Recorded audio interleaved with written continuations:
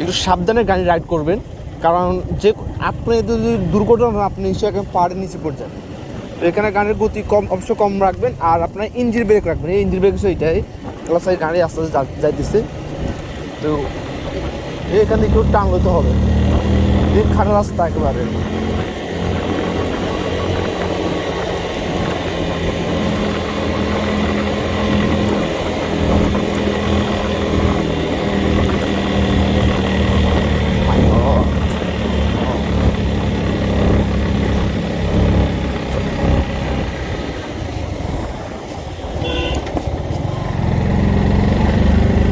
মাই god, রাস্তাগুলো তো ভালো হতো অনেক।